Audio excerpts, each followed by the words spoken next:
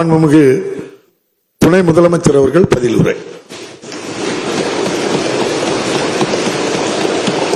மாண்புமிகு பேரவைத் தலைவர் அவர்களே, அரண்மனையில் இருந்த அரசியலை திராவிட இயக்கமாக்கி ஆலமரத்துக்கு எடுத்து வந்தவர் தந்தை பெரியார் அவர்கள். அந்த திராவிட இயக்கத்தை வெட்டவெளிக்கு எடுத்து சென்றவர் பேரறிஞர் அண்ணா அவர்கள். வெட்டவெளியில் இருந்த திராவிட இயக்கத்தை ஊர்தோறும் கிராமந்தோறும் கொண்டு சேர்த்தவர் முத்தமிழறிஞர் டாக்டர் கலைஞர் அவர்கள். ஊர்தோறும் இந்த திராவிட இயக்கத்தை தன்னுடைய திட்டங்கள் மூலம் ஒவ்வொரு வீட்டுக்கும் கொண்டு சேர்க்கின்றவர் நம்முடைய தலைவர் அவர்கள், மாண்புமிகு முதலமைச்சர் அவர்கள். பாரம்பரியமும் பெருமையும் மிக்க இந்த தமிழ்நாடு சட்டப்பேரவையில் நம்முடைய துறைகள் சார்ந்து துணை முதலமைச்சர் பொறுப்பை ஏற்ற பிறகு முதன்முறையாக அந்த விவாதத்தின் மீது பதிலுரை வழங்குகின்ற வாய்ப்பை வழங்கிய இந்திய ஜனநாயகத்துடைய போர்க்குரல் மாண்புமிகு முதலமைச்சர் அவர்களுக்கு என்னுடைய நன்றியும் வணக்கத்தையும் நான் தெரிவித்துக் கொள்கின்றேன்.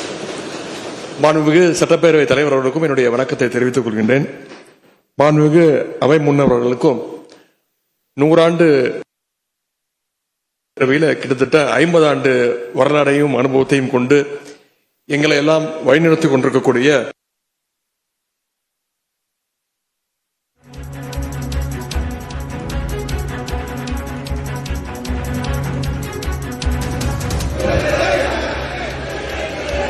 அரண்மனையில் இருந்த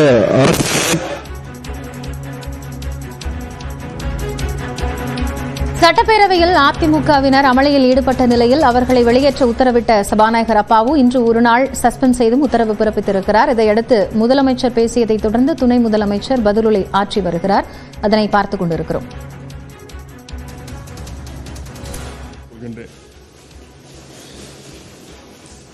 அவசர பணியாக டெல்லி சென்று திரும்பிய மாண்புமிகு எதிர்க்கட்சி தலைவர், எதிர்க்கட்சி துணைத் தலைவர் ஒரு வாட்டி கூட நான் பதில் சொல்லும் போது இருக்க மாட்டேங்கிறாங்க.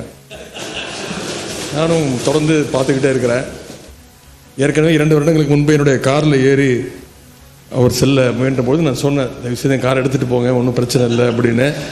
அப்பொழுது அண்ணன் மாண்புமிகு உறுப்பினர் முன்னாள் முதலமைச்சர் அண்ணன் OPS அவர்கள் எழுந்து நின்று சொன்னார்கள், நாங்கள் எங்கள் கார் எங்கேயும் தப்பாக போகாது அப்படின்னு. ஆனால் இன்னைக்கு டெல்லியில் ரூட்டு மாறி கிட்டத்தட்ட 3 கார் மாறி அவங்க கட்சி ஆஃபீஸுக்காக போயிருக்கிறதா சொன்னாங்க. அவருடைய அதுக்கு வாழ்த்துக்கள். என்னுடைய சேப்பாக்கம் திருவல்லிக்கேணி தொகுதி உறுப்பினர் மக்களுக்கு இந்த நேரத்தினுடைய நன்றியை நான் தெரிவித்துக் கொள்கின்றேன். பொதுவாக ஒரு பேப்பரில் எழுதும்போது சிலர் போட்டு கீழே 2 லைன் போட்டு எழுத ஆரம்பிப்பாங்க. ஆனால் நம்முடைய முதலமைச்சர் அவர்கள் போட்டு இந்த பட்ஜெட்டை ஆரம்பிச்சிருக்கிறாங்க. பாசிஸ்டுகள் எத்தனை ரூல்ஸ் போட்டு தமிழகத்தை அடக்க நினைத்தாலும் பட்ஜெட்டில் ஒரே ஒரு ரூவை போட்டு அவர்களை அலறச் செய்தவர் தான் நம்முடைய மாண்புமிகு முதலமைச்சர் அவர்கள். இப்படிப்பட்ட நம்முடைய தலைவர் அவர்கள் இருக்கின்றவரை தமிழ்நாட்டுக்குள்ள இந்தி திணிப்பு மட்டுமல்ல, எந்த திணிப்பும் யாராலையும் கொண்டு வந்துட முடியாது என்பதை இந்த மாமன்றத்தின் மூலமாக எடுத்துரைத்து என்னுடைய பதிலுரையை நான் துவங்குகின்றேன். வறுமை ஒழிப்பு திட்டங்கள், ஊரக கடன்கள் துறை 1989ஆம் ஆண்டு மகளிருடைய பொருளாதார சுதந்திரத்துக்காக தருமபுரி மண்ணிலிருந்து மகளிர் சுய குழுக்களை என்ற விதையை தூவியவரும் முத்தமிழறிஞர் டாக்டர் கலைஞர் அவர்கள்தான். இன்றைக்கு அந்த விதை தமிழ்நாடு எங்கும் பரவி மிகப்பெரிய ஒரு ஆலமரமாக திகழ்ந்து கொண்டிருக்கிறது.